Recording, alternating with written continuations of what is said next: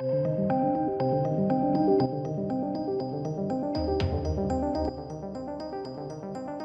welcome to the channel, ladies and gentlemen. This is a new Monday series that I'm going to be doing, just kind of covering the box office results across the weekend. So today we're going to be looking at the rise of Skywalker initially, and then obviously everything else.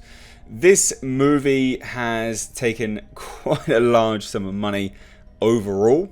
It's crossed the 900 million mark, and overall for the last weekend, it's done pretty well domestically. It's coming at 33.7 million. So it's topped the chart, but it's not there yet at the $1 billion mark. So I thought we'd just talk about whether this is a flop or not first. I mean, that's kind of how I've suckered you into this video. That's what the title is.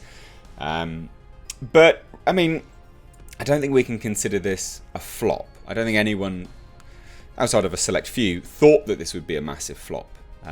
It's a bomb in terms of its story and how it was handled and things like that, but it's definitely not a flop. I mean, financially, it will maybe make some money.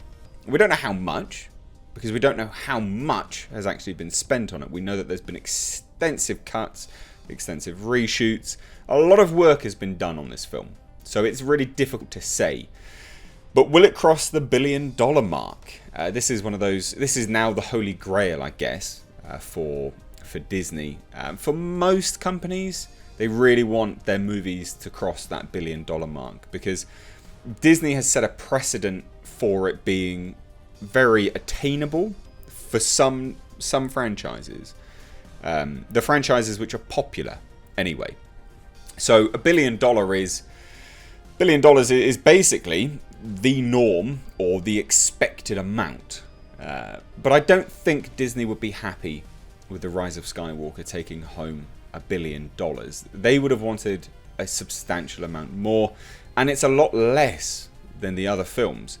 And also as well, for people that would say that, this isn't considered a flop and things like that, I would say that we've got to put things into context here, ladies and gents. The Rise of Skywalker is the final of a trilogy. But not only that, it is the wrap-up of a saga spanning, 40 years or something like that? The Skywalker saga in one of the biggest properties of all time. It should have done a lot more than that. It should have easily done $1 billion by now, and should go on to do more. Now, the drop-off has been quite substantial. I think the drop-off from week to week has been, anywhere from like 50, now it's at 57% now, I believe. That's a large drop-off. And it's only going to get a little bit less and less and a little bit less and less and less, because children everywhere are now back at school. That was your main markets, for a substantial amount of time across the Christmas period. That's why it spiked so high. That's why we've got to the level we've got to now. So that's why we're at the 900 plus million. I think it's like 9-10 million or something like that. So I don't think we can consider this to be a success. I still genuinely think, in context terms, we could consider this a flop to some degree, because this is not what Disney would have expected. They would have been hoping for a lot more, and I think it will struggle. I genuinely think it will struggle to take home any more to get to that $1 billion mark. But, it remains to be seen, and I'd love to hear your thoughts. What do you guys think about this? Do you think that The Rise of Skywalker will hit $1 billion or not? This isn't mindless hating. It's just mathematics. It's been dropping off substantially from week to week.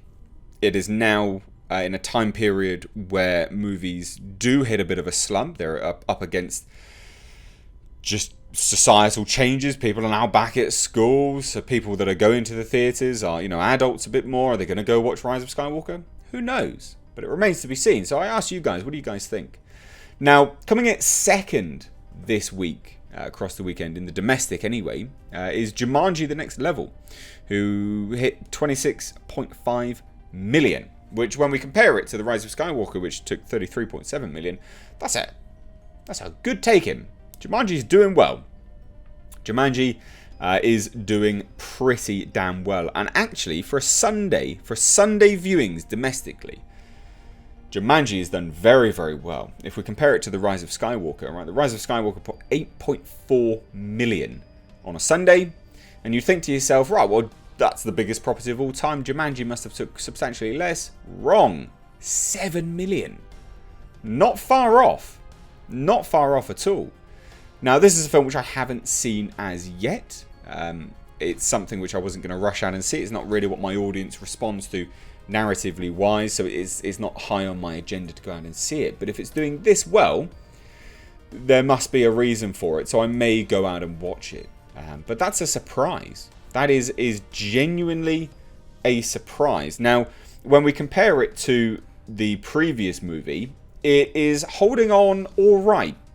It's not surpassed it, which is obviously you'd want it to at least match it and then potentially surpass it. It's a sequel at the end of the day. The 23-day total for Jumanji, the pseudo reboot, I guess, even though it's kind of a sequel, was $256 million. Pretty damn good. Pretty damn good for a 23-day total. Now, this one has hit 229 million. So again, pretty damn good. It's close. It is close, but I don't think it will end up beating it. But I do think that this movie will have made some good money. Some very, very good money, in fact. Now again, just for intents purposes, when we compare the 16-day totals of The Rise of Skywalker, when we say that it's potentially a flop or not, we're looking at, The Force Awakens, which hit 720 million. Epic. For 16 days, that's awesome. And currently, for The Rise of Skywalker, again, remember, the ultimate movie, the end of the saga, the end of the trilogy, that's only at 442 million. Should be a substantial amount more than that. I'm sure you will all agree, even fans of the film. Now, Little Women has caused a bit of controversy this week. The awards ceremonies and seasons and all of that nonsense. There has been a bunch of guilt trip from outlets and things like that. It's a PR campaign to try to get it more awards. I did a video on it yesterday. I'll leave it linked above. And that's all. That is out and out what it is. It's just a guilt trip campaign to get people to watch the movie and get it some awards. It's ridiculous.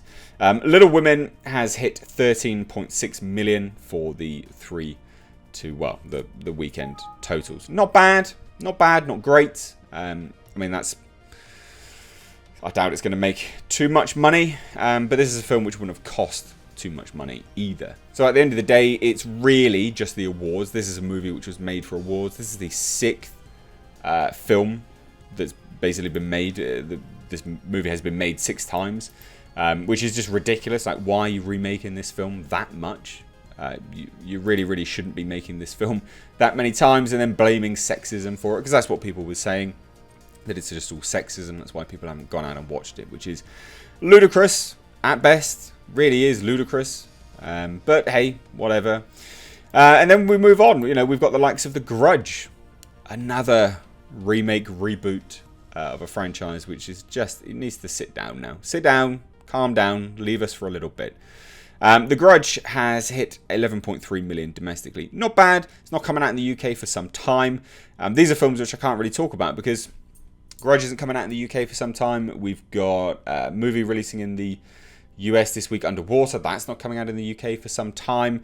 I really do feel January is a bad time for movies because they stagger their releases in markets. So a lot of these movies are, unfortunately, solely for the domestic market at this point in time. But The Grudge, look, 11.3 million. Again, I did a video on it yesterday. I'll leave it linked above. It's not good. That is not a good total by any stretch of the imagination. A lot of people have said, well, it's not bombed. It's going to make some money because it was made for like $10 million. Well, look, 10 million plus another 10 million for marketing. It's 20 million. It's not made its money back yet, plus ticket stubs and things like that. This would be running at a loss at present, basically. So it's not good by any stretch. And then we've got the awesome, I guess, if you can call it that, Frozen 2. This movie has made history. It's Frozen 2 is now the #1 animated release of all time, as far as I can see. It's made very, very good money. Very, very Very good money. So yeah, it's become the highest grossing animated release of all time. It has now hit a total of $1.3 billion. Big payday for Disney. But is this a surprise? I don't think so. If this comes as a surprise to anyone, I mean, it's not, is it? It's counter-programming. There's been a bunch of kind of sort of male-dominated franchises releasing. This was a smash hit for Disney last year. I think it was last year when the original one came out. We heard the bloody Frozen memes for years and years and years, whatever. It's not a surprise. But hey, look, great. Kudos. 1.3 billion. Epic. But like I say, that is now the barometer for quality, it seems. That's what people really want to hit. It's the holy grail. It is that, you know, $1 billion club.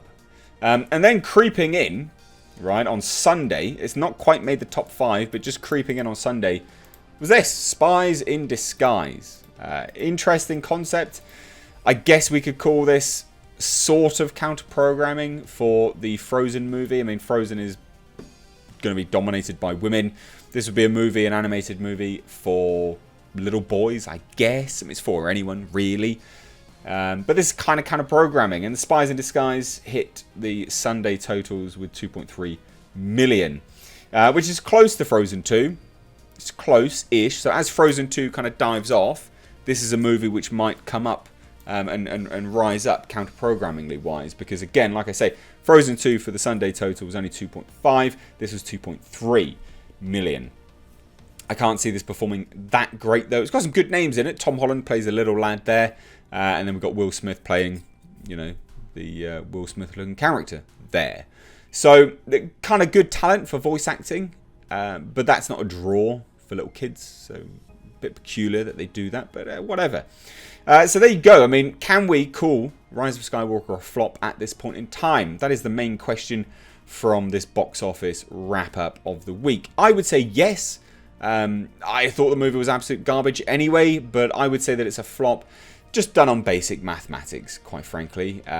You know, 16-day totals, it's flagging behind by like 300 odd million for The Force Awakens. And those trying to say we shouldn't compare it to The Force Awakens, you absolutely should. Ladies and gents, this is the final in the trilogy. This is the final in the saga. People should have come out in droves to see it, just like they did come out in droves to see the start and continuation of a new saga and trilogy. So, yeah, I would say that this is a flop. I would say that they are disappointed with it. And I think it will kind of drag its heels to hit the $1 billion mark. But anyway, there you go. This is the new Monday series, the wrap-up of the box office totals. What did you guys think? Please do let me know down below in the comments section. I announced this in another video. People did seem keen, so I'd love to hear your thoughts. The format may change, may adapt as we go along. So yeah, please do leave your thoughts down below. Anyway, if you are new here, please do hit subscribe. Stay up to date on the world of pop culture and movie news by hitting the bell notification icon. Thank you so much for watching though, guys. I've been Mr. H. Take care.